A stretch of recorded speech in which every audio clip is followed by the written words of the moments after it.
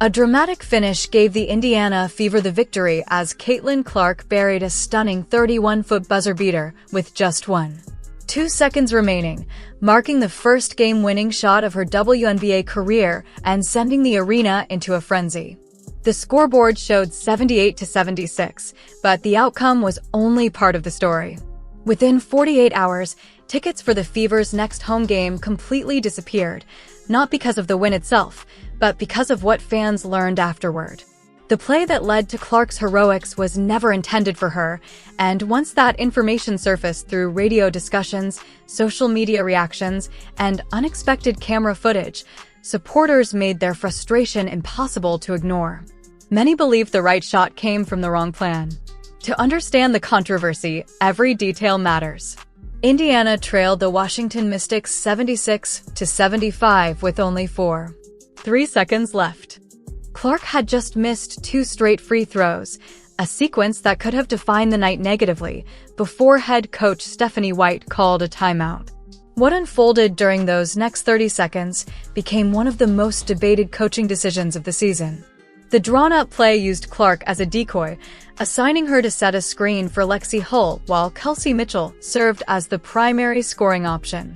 As fans later discovered, the objective was less about creating the best shot and more about drawing a foul and earning free throws. That meant Clark, despite already knocking down a deep 3, a step-back 3, and a 4-point play earlier in the game, was no better than the third option on the possession Indiana desperately needed to win. Yet the missed free throws are a crucial part of why this moment became so unforgettable. For nearly the entire game, Caitlin Clark had been the driving force behind Indiana's offense, delivering a 4-point play, a deep 3, and a step-back shot that kept the Fever within striking distance. Without her production, the final possession would have never mattered. Then came the unexpected setback, 2 missed free throws in a row. In most situations, that would simply be part of the game. Every superstar has missed key shots under pressure. But with ongoing debates surrounding Clark's role, trust within the offense, and the team's overall system, what followed carried far greater significance. After the timeout, Sophie Cunningham prepared to inbound the ball as Washington's defender took a gamble, jumping the passing lane in hopes of a steal.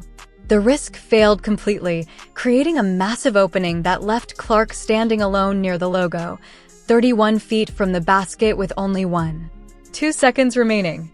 Few players in league history would inspire more confidence in that exact situation.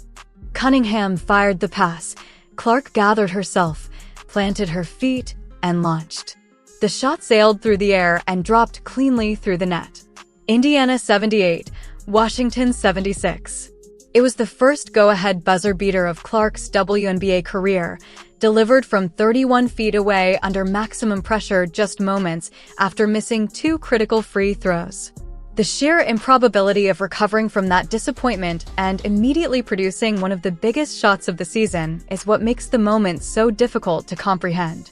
What makes this game winner stand apart from almost every other clutch shot is a detail that cannot be ignored. The play was never intended for Caitlin Clark. Rather than putting the ball in the hands of their best player, the Fever designed the possession with Clark acting as a screener and decoy, creating space for someone else to become the primary option. The only reason she ended up holding the ball 31 feet from the basket with 2 seconds remaining was because the original play completely broke down. A teammate reacted instinctively, a defender made the wrong gamble, and the carefully planned possession unraveled in real time. That raises a significant question. What does it say about a team when its most dangerous player needs an unexpected breakdown just to get the opportunity to win the game? As it turned out, the next 48 hours would provide an answer that few inside the organization seemed prepared for. The buzzer beater itself was only the opening chapter. The Fever had secured the victory, and under normal circumstances, a dramatic road win would create nothing but celebration, excitement, and momentum heading into the next stretch of games. Instead, a completely different story emerged. In the hours after the final buzzer, a series of public comments began revealing far more about the team's internal approach than any official press conference ever could. Lexi Hull appeared on the radio and confirmed what many fans had already suspected. The goal of the final possession was not to create a shot for Clark. It was to draw a foul. The strategy focused on earning free throws rather than putting the ball in the hands of the player who had carried the offense throughout the night. Once that information became public, the reaction across the basketball world was immediate. Analysts, commentators, and longtime observers of women's basketball were genuinely taken aback. Among them were respected voices who had spent years studying the game's tactical side, and their surprise was not manufactured for headlines or attention. They were truly shocked that, in the biggest moment of the game, the plan centered on drawing a whistle instead of trusting the player who had already proven she could deliver when everything was on the line. What made the reaction so striking was how rare it is for a player to appear on the radio after a dramatic one-point victory and openly describe the final play as an attempt to draw a foul rather than score a basket. To be fair, Lexi Hull did provide important context. She acknowledged that the possession did not unfold exactly as it had been designed. Clark made a split-second read, Sophie Cunningham delivered a perfect pass, and the Fever ended up with the best possible result. That clarification matters because the play ultimately succeeded through improvisation, not execution of the original plan. Hull was honest about that reality. The controversy was never about the outcome, it was about the intention. By her own description, the goal was not to put the ball in Caitlin Clark's hands. Soon after, Sophie Cunningham added another layer to the story with a simple Instagram meme that fans immediately understood. The message many took from it was clear: the original design had been abandoned, and the winning shot happened because players reacted in the moment. Clark's response followed shortly after, just 2 warm words directed at the teammate who trusted her when the play itself did not. Seeing 2 of the team's most recognizable players publicly celebrate that sequence together quickly captured attention. On a platform where every post is analyzed, shared, and debated by thousands, those interactions rarely go unnoticed. Without saying much, the players seemed to communicate plenty. Then there was Aaliyah Boston, whose post-game reaction stood out for a completely different reason. When asked about Clark's game winner, she showed no surprise at all, explaining that Clark is simply the type of player who makes those shots. It was a brief comment, but one filled with confidence, trust, and genuine belief. In many ways, that single response carried more emotion than anything coming from the organization itself. While others focused on strategy and execution, Boston focused on the player. That contrast became impossible to ignore as the discussion continued. On its own, a coaching decision in a one-point game with 4 seconds remaining can always be defended. Basketball is full of situational choices, and reasonable arguments can be made for nearly any late-game strategy, including one designed to draw contact instead of create a shot. The problem for many observers was that the Washington buzzer beater did not exist in isolation. It became part of a larger pattern that fans and analysts were already discussing long before Clark launched that unforgettable 31-foot winner. The reason this moment resonated so strongly is that it did not happen in isolation. It unfolded within a season that had been steadily building toward questions about how Caitlin Clark was being utilized. Viewed through that broader lens, the decision to make her a secondary option on the game's final possession became much harder for critics to overlook. Even before tip-off, former NBA champion Michael Thompson had already voiced a sharp opinion on the subject. Speaking on air, he argued that he had never seen a team underutilize a talent quite the way the Indiana Fever had handled Clark. To illustrate his point, he compared the situation to asking Serena Williams to stop relying on her serve. That comparison carried weight because Williams' serve was one of the most dominant weapons ever seen in professional sports. The idea of limiting it sounds absurd, not because it is disrespectful, but because it ignores the very advantage that makes a player special. Thompson's argument was straightforward. When a generational talent provides a unique edge, a team should lean into it rather than work around it. Then the game itself seemed to strengthen that argument. Clark delivered a deep 3, a step-back 3, and a 4-point play, 3 difficult scoring sequences that showcased elite shot creation at the highest level. Each moment served as another reminder of her offensive brilliance. The coaching staff witnessed all of it in real time. They saw exactly what she was capable of throughout the night. Yet when the game reached its most important possession, the original design still did not place the ball in her hands as the primary option. Beyond that single game, there had already been signs that the relationship between the system and its star player was not always perfectly aligned. Earlier in the season, a timeout exchange between Clark and head coach Stephanie White went viral, drawing attention because viewers sensed visible frustration and tension. Whether significant or not, the clip spread rapidly among fans who were already watching the situation closely. There was also a reported players-only meeting focused on defensive intensity, accountability, and role definition, further fueling discussion about team dynamics. None of these moments alone prove anything definitive. However, when they are viewed together alongside a game-winning shot that emerged only after the original play broke down, many observers began to see a larger pattern. For them, the Washington victory was not merely about a remarkable buzzer beater. It became another chapter in an ongoing debate about how the Fever maximized the talents of the player who has repeatedly shown the ability to change a game with a single shot. What made the situation even more significant was the reported players-only meeting, the kind of discussion that typically takes place only after concerns have been building behind the scenes for an extended period. When players feel the need to gather without coaches present, it usually signals a desire to address issues directly and honestly. At the same time, the Fever sat at 6-5, a respectable record on paper, but one that felt underwhelming considering the expectations surrounding a franchise built around one of the most influential and talented players the league has ever seen. Taken individually, each development could be explained away. Together, however, they formed a pattern that many fans found difficult to dismiss. The tense timeout exchange, the closed-door meeting, the inconsistent results, and the controversial final possession against Washington all seem to point toward the same unresolved question. At what stage does a collection of incidents stop being coincidence and start becoming the story itself? For supporters who had been watching every game, analyzing every possession, and sensing that something felt slightly off throughout the season, the Washington buzzer beater was not the beginning of that conversation.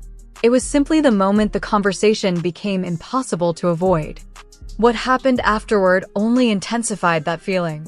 Team dynamics are often impossible to fully understand through official channels because press conferences and post-game interviews are designed to manage information rather than reveal everything. Coaches protect players, players protect teammates, and organizations protect stability. As a result, the most revealing insights often come from the moments when carefully crafted messaging gives way to something more authentic. In the days following the Washington victory, the Fever produced several of those moments at once. The most visible example was the public interaction between Caitlin Clark and Sophie Cunningham. Their social media exchange, built around humor and a shared understanding of how the game-winning sequence unfolded, quickly caught the attention of fans. Many interpreted it as a lighthearted acknowledgement that the original play had broken down before producing the winning shot. What made the exchange noteworthy was not just the content itself, but the fact that it happened publicly. These are experienced athletes who understand exactly how much attention their posts receive and how quickly every comment can spread across the basketball world. Nothing about the interaction appeared accidental. The tone was relaxed, confident, and unmistakably genuine. To many observers, it felt like more than a simple joke between teammates. It felt like players expressing their perspective in a way that official interviews never could. Whether intentional or not, the message resonated widely, reinforcing the belief among many fans that the most revealing conversations about the Fever were no longer happening behind a podium. They were unfolding in plain sight for everyone to see. What makes the connection between Sophie Cunningham and Caitlin Clark so important in this story is that it was built long before that final possession. Clark has often described their chemistry as something similar to a quarterback and receiver relationship, developed through countless repetitions and shared experiences until reactions become instinctive rather than calculated. That context matters because when Cunningham looked up with 2 seconds remaining and saw Clark standing 31 feet from the basket, her decision was not a desperate gamble. It was trust. It was the product of a connection formed through hundreds of possessions and reinforced over time. In that instant, the original play design became secondary to the confidence she had in her teammate. The whiteboard may have suggested one thing, but years of basketball instinct suggested another. After the game, Clark handled the situation with the professionalism that has become familiar throughout her career. During her press conference, she acknowledged the play that had been called, praised Cunningham for delivering the pass, and pointed out that inbounders rarely receive the recognition they deserve. Her comments were thoughtful, measured, and entirely appropriate. Yet, as is often the case in sports, official words only tell part of the story. Cameras occasionally capture moments that press conferences cannot explain. A brief expression, a reaction on the bench, or a split second of body language can become just as revealing as a carefully prepared answer. For fans who had spent the season closely following every development, those moments carried significance. Earlier in the year, footage of an emotional exchange between Clark and head coach Stephanie White during a timeout had already fueled discussion about team dynamics. On its own, such a moment could easily be dismissed as the normal frustration that exists within competitive sports. However, when combined with the team's record, the reported players-only meeting, and the growing conversation about offensive roles, many observers viewed it differently. The reaction following the game winner added another layer to that debate. A dramatic 31-foot buzzer beater on the road would normally create an explosion of energy, emotion, and celebration throughout the entire team. While there was certainly excitement, some fans felt the response appeared more restrained than expected considering the magnitude of the moment. In contrast, Aaliyah Boston's reaction stood out because of its simplicity. She did not overanalyze the shot or search for deeper meaning. Instead, she smiled, shrugged, and explained that she was not surprised because Caitlin Clark is simply capable of making those kinds of plays. It was an authentic response rooted in trust and admiration. In a story filled with discussions about strategy, coaching decisions, and team dynamics, Boston's reaction offered something refreshingly straightforward, a teammate taking pride in watching another teammate do something extraordinary. What made the aftermath of the Washington game impossible for many fans to ignore was that the reaction showed up not in quotes or interviews, but in numbers. Unlike opinions, numbers carry no loyalty and no agenda. They do not defend coaching decisions, protect organizations, or soften uncomfortable conversations. They simply reflect the choices people make. In the days following the dramatic buzzer beater, one statistic drew immediate attention. Reports indicated that ticket sales for the Fever's next home game came to a complete stop. Not a slowdown, not a minor decline, but zero new sales during that period. Whether viewed as a protest, a coincidence, or a statement from frustrated supporters, the number quickly became part of the larger discussion surrounding the team. To understand why it resonated so strongly, it is important to understand how dramatically the Fever's profile had changed since Caitlin Clark arrived. Few athletes in the history of women's basketball have transformed the business side of a franchise as quickly as Clark did. Attendance surged, television audiences reached unprecedented levels, and interest expanded far beyond Indiana.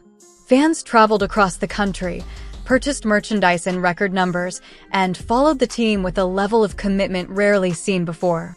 Much of that enthusiasm was tied directly to Clark herself. Many supporters were not simply following a franchise, they were following a player whose impact had reshaped expectations across the league.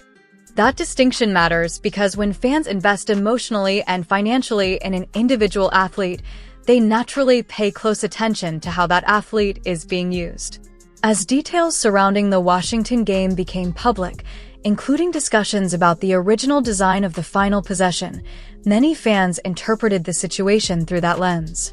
Their concern was not about a single play alone.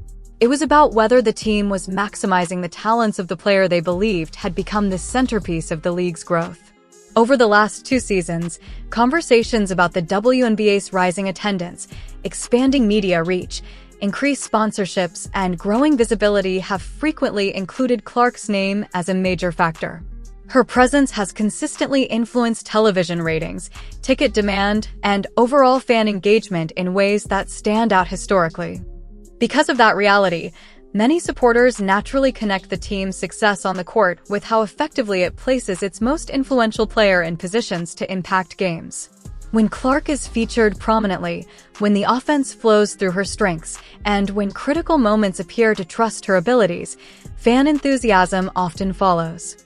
The attention surrounding the reported ticket sales slowdown reflected what many saw as a collision between two powerful forces that had been building throughout the season. A fan base deeply invested in Clark's success and ongoing questions about how the team was choosing to utilize its biggest star. For many observers, the Washington game did not create that debate. It simply brought it into sharper focus than ever before. At the heart of this debate sits a growing contrast that many fans believe cannot be ignored forever. On one side is a coaching approach that often appears focused on building offensive actions around Caitlin Clark's presence rather than placing the ball directly in her hands when the game is on the line. On the other side is the reality that much of the Fever's recent growth, attendance, television audiences, merchandise sales, and nationwide attention has been fueled by Clark's impact every time she steps onto the court. For many supporters, those two realities naturally create tension. Fans who invest their time, money, and energy to watch a generational player expect to see that player trusted in the biggest moments. Whether that expectation is entirely fair or not, it remains a powerful force in shaping public perception. Markets do not respond to explanations, they respond to results and emotions. That is why the reaction following the Washington game became such a major talking point. The sequence itself felt almost symbolic. Clark was not the primary option in the original design. The play broke down, a teammate trusted her instincts, and Clark delivered one of the most memorable shots of her professional career. As details emerged through interviews, social media interactions, and public discussion, fans drew their own conclusions.